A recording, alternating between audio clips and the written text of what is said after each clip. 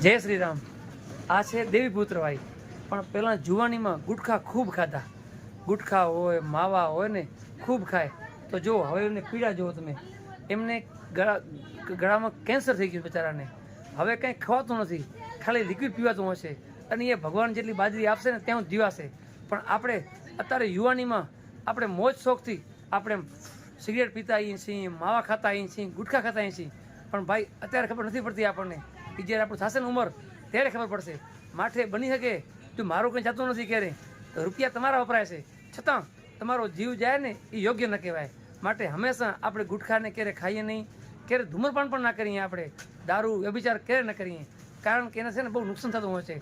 આપણા છે ને આંતરણા એ પોલો આમાં ચાંદો પડતા હોય છે।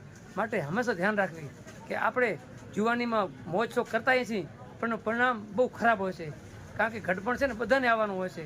તો આપણે બસ ધ્યાન રાખીએ, ક્યારે પણ ગુટખા, તમાકુ, માવો સેવન ના કરીએ, અને કરતા આવીએ તો આસ્તે આસ્તે છોડી દઈએ, કારણ કે તમારું ભલું છે અને મારું ભલું છે। બસ આ એક રીલ તમને એટલા માટે નાખું છું કે આપણને ખબર પડે કે ભાઈ આપણે ગુટખા કેટલું નુકસાન કરે છે। ગુટખાના બોક્સમાંથી પણ લખેલો હોય છે કે ગુટખા ક્યારે ખાવું નહીં, કેન્સર થાય છે નથી, છતાં માણસ હોંશે હોંશે ખાય છે, તો એ ખાવી નહીં।